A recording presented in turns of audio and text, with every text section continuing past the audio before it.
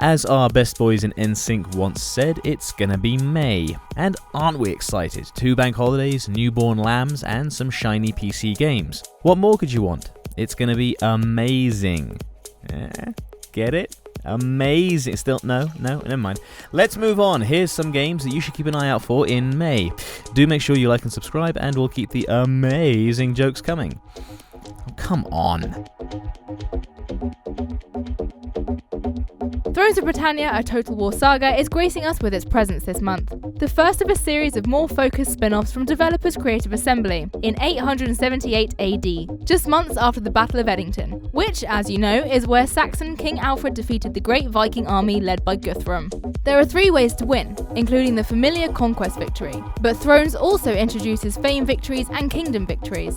The fame victory will challenge you to grow your reputation, and the kingdom victory takes your faction's historical aspirations into consideration, giving you a path to achieve them. There are 10 playable factions in Thrones of Britannia, evenly split across 5 different cultural groups: English kingdoms, Welsh kingdoms, Gaelic kingdoms, the Great Viking Army, and the Viking Sea Kings. The factions will share their victory conditions and cultural traits, but will be further distinguished by additional characteristics which are unique to each.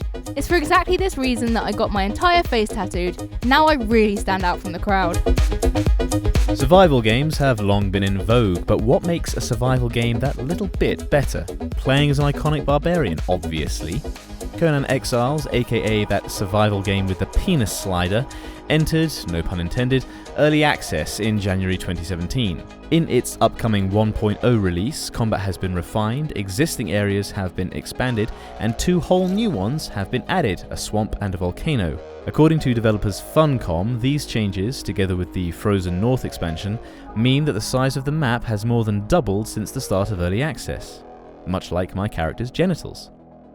The 1.0 version has also introduced a feature called Purges, in which enemies attack your bases. Now, the aggressors you'll face in these purges will differ depending on where you've made your home, so they could be anything from frost giants to locusts, the undead, or even gorillas.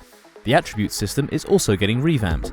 There are hundreds of new pieces of gear, and you can make your own makeup. War paint, obviously. Set in 1988, Ridden is a first-person, story-driven game which casts you in the role of 13-year-old Marie. Marie reluctantly joins her younger sister and friends for the last camping weekend of the summer in the wilds of Maine. Everything is going as well as it could, for a camping trip she didn't even want to be on, until Marie and her sister have an argument, leading to the latter running off into the forest. As Marie searches for her stroppy sibling, she happens across an old, abandoned estate. To help Marie find her sister, you must search for clues, solve puzzles, and communicate with past residents in this supernatural adventure from Midnight Hub, a team that consists of former Paradox and Minecraft developers. Ridden is neither a horror game nor a walking simulator, but it uses elements of both and has an exciting, pretty tale.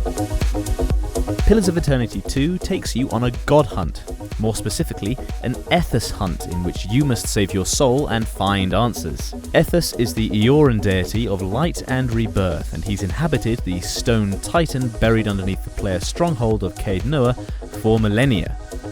Someone woke him up, so he tore through the earth, destroying the keep and half killing you in the process. I often behave similarly before my first coffee of the morning. In Pillars of Eternity 2 Deadfire, you take on the role of the Watcher once again, a person gifted with the ability to see, speak with, and otherwise affect the souls of other people. Much like in Mass Effect, you have the chance to import your save file from the first game, carrying over all the circumstances and decisions that you made. But if you're new to the series, don't worry. You'll also be able to customize the starting circumstances according to your tastes. Obsidian pushed back the release of Pillars 2 so they could polish and put those finishing touches on the game. They managed to surpass their FIG goal of $1.1 million by 400%, which is a mighty feat. And one of the stretch goals for their Project Eternity Kickstarter was to give players the possibility to own your very own ship, named the Defiant. I'm definitely on board with this idea. Do you snore? That might make it a little bit difficult to survive when the zombie apocalypse comes. If you're not drawing attention to your location, then you'll certainly be annoying your fellow survivors. State of Decay 2 takes this into account, making snoring characters unpopular amongst base communities. Sleep deprivation is the last thing you need when you've got to be up bright and early to kill, or indeed run from, zombies after all. There's more to the game than this, of course. State of Decay 2 will launch with 3 open-worldy maps, all roughly the same size as the original. Each will feature slightly different home bases and mission types and require different strategies in order to make sense of the environments, landmarks, and locations. The intention is to make it feel as though you're progressing through one world into different towns.